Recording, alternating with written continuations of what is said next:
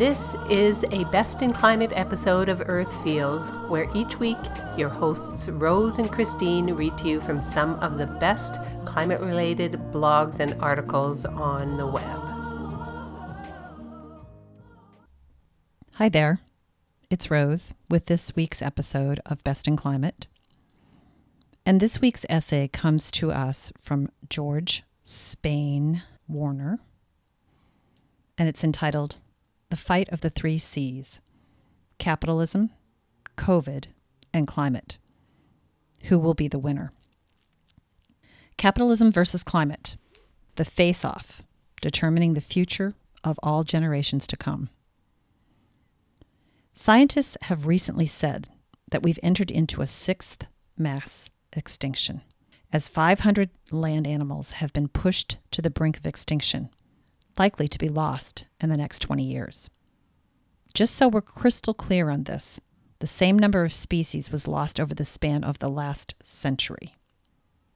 Spurred by rising sea levels, lower crop yields, more frequent natural disasters, and ocean acidification, this event would change the lives of all humans forever.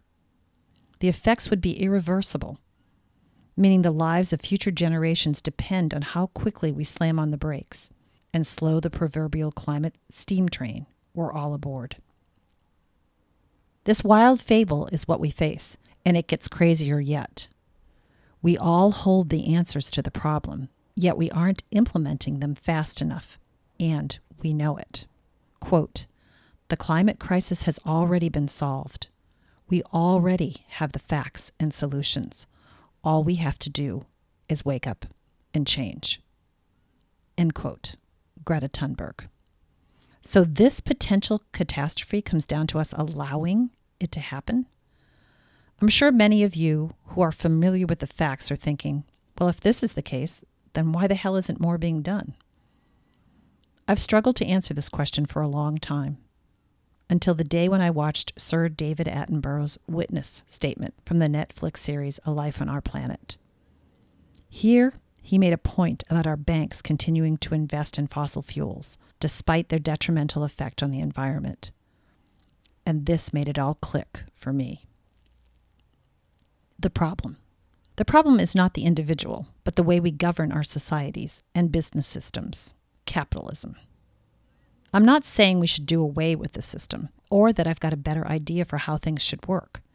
I just think it's important to understand the unseen manner in which our societal systems influence our behavior, if we truly want to bring about positive change.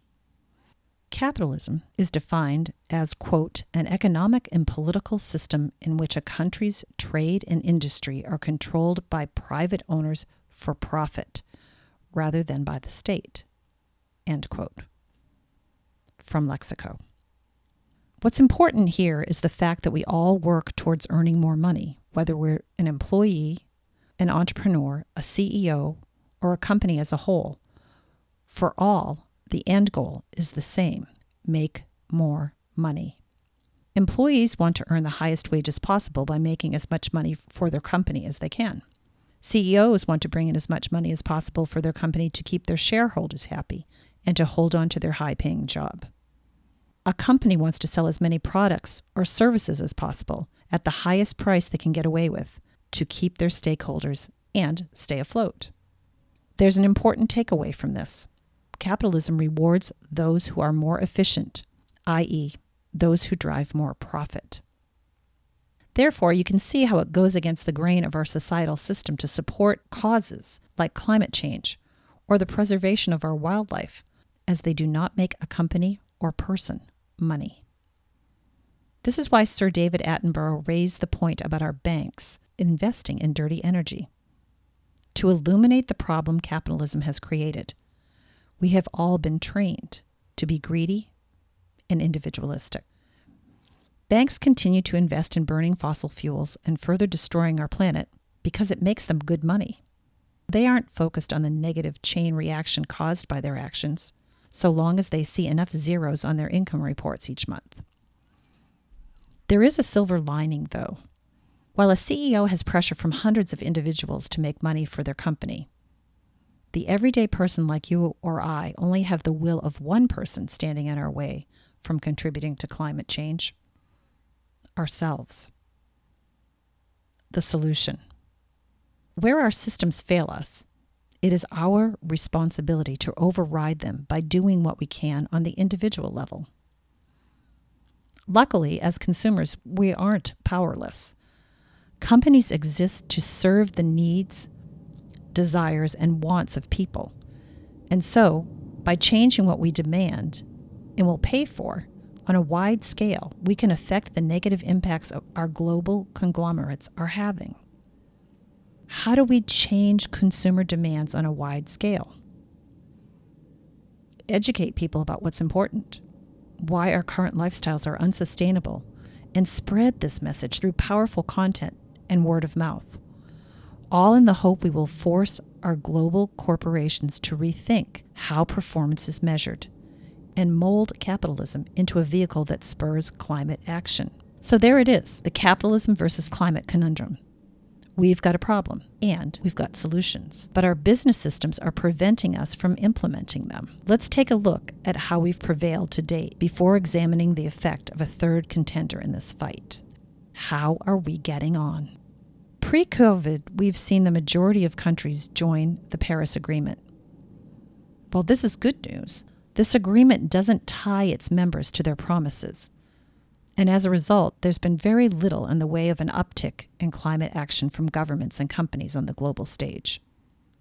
We've seen the rise of activists like Greta Thunberg and her climate strikes spread across the world, with hundreds of thousands of students getting involved.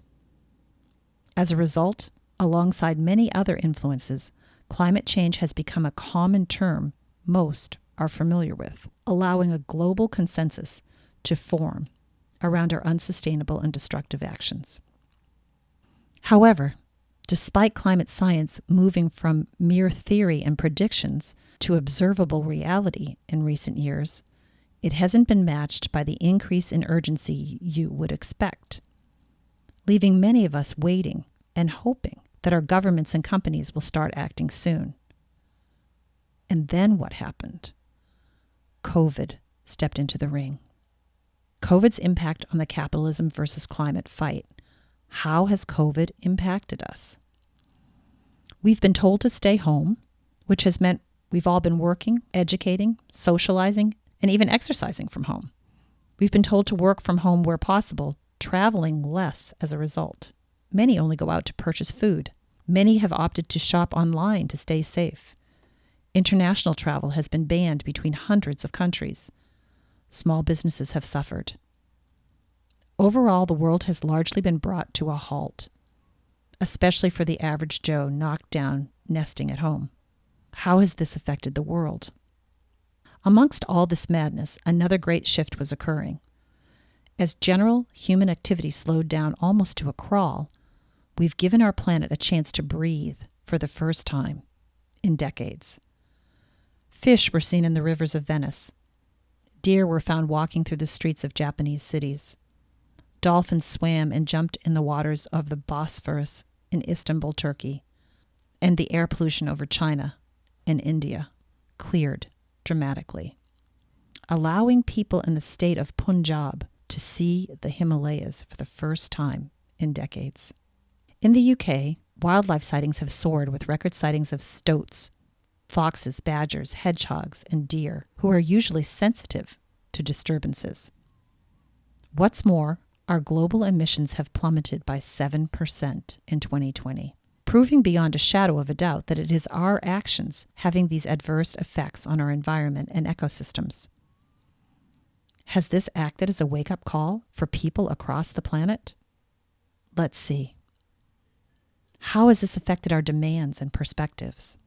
Aside from us all hearing stories about wildlife returning to unlikely places, leading us to consider the negative impact of our actions just a little more, COVID has disrupted the flow of our lives in a way that almost none of us have experienced before, providing an interruption that's led many to reevaluate what's important in life.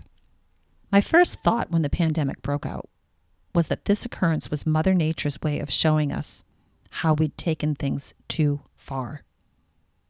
Whether or not anyone had the same thought, I think many of us have been able to look at life through a fresh lens, formulating a different perspective about how we've been living and how we'd like to carry on. A recent study has looked into the ways COVID has affected consumer habits and behaviors. Two particularly relevant long-term trends have been identified as being accelerated by the virus. First, a rise in conscious consumption. Consumers are more mindful of what they're buying. They are striving to limit food waste, shop more cost-consciously, and buy more sustainable options. Brands will need to make this a key part of their offer, e.g., by exploring new business models. Second, growing love for local. The desire to shop local is reflected in both the products consumers buy, e.g., locally sourced and artisanal, and the way they shop, e.g., supporting community stores. CPG, consumer packaged good, brands will need to explore ways to connect locally, be it highlighting local provenance, customizing for local needs, or engaging in locally relevant ways. These interesting trends point towards a positive future when it comes to climate change. As people shop more locally, we'll see less pollution from air miles on products. Similarly, with people supporting local businesses rather than larger and further away companies, we'll all experience a fall in transport emissions.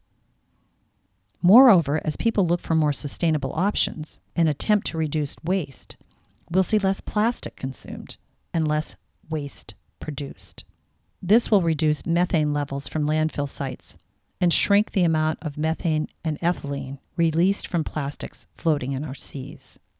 Another recent BCG survey found that people are more concerned with environmental issues since the pandemic. Moreover, they are more committed to making changes in their behavior. Over 2/3 of respondents think economic recovery plans should prioritize environmental issues. Furthermore, over 40% reported changes in their behavior, with more people trying to reduce household energy consumption, recycling and composting more, and, like the Accenture study found, are buying more locally and supporting small businesses. So perhaps the direct impact of COVID on climate change has been small. However, the long-term effect of the indirect impact is still to be seen. Whether these consumer behavior switches stick around will make a big difference. If they do, they'll force larger companies to rethink their strategies and negative impacts on the environment. So what can we take away from all this? The struggle between climate and capitalism is real. In fact, a recent headline from The Guardian said, quote, "Ending climate change requires ending capitalism," end quote. I personally don't know about this. We'll definitely need to see a redefining of successful economic performance, which would mean capitalism would be morphed, not eradicated altogether.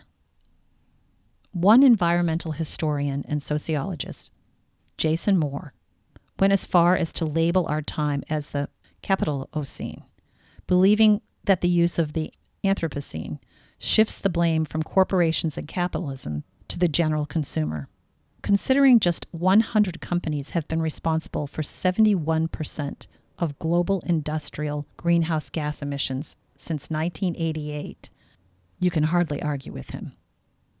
However, the more we talk about these issues and choose to look for the unseen manner in which our societal and business systems inhibit us from making the speedy changes the science demands, the more we can grow our global consciousness and start to overturn the actions of our governments and corporations.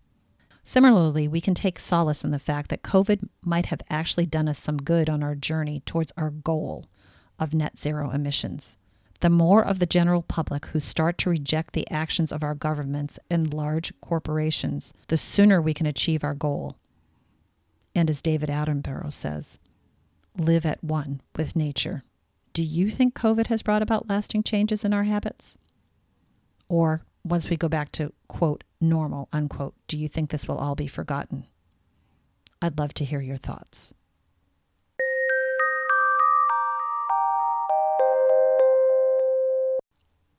So there you have it.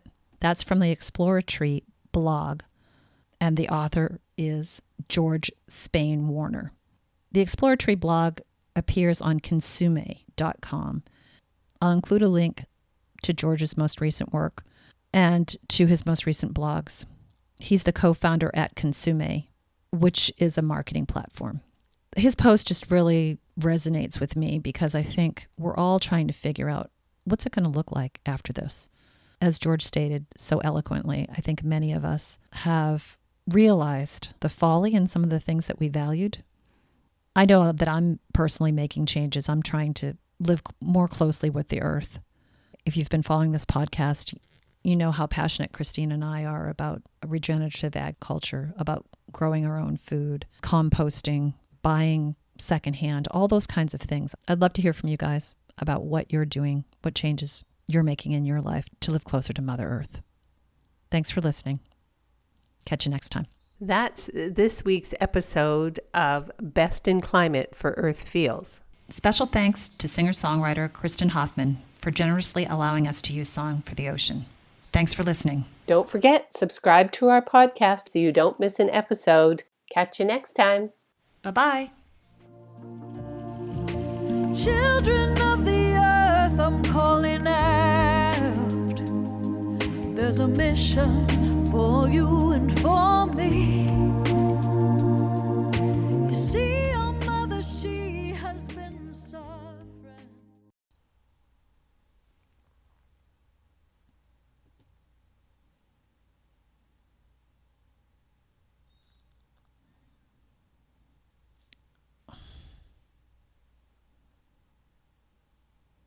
What the hell? Are you kidding me?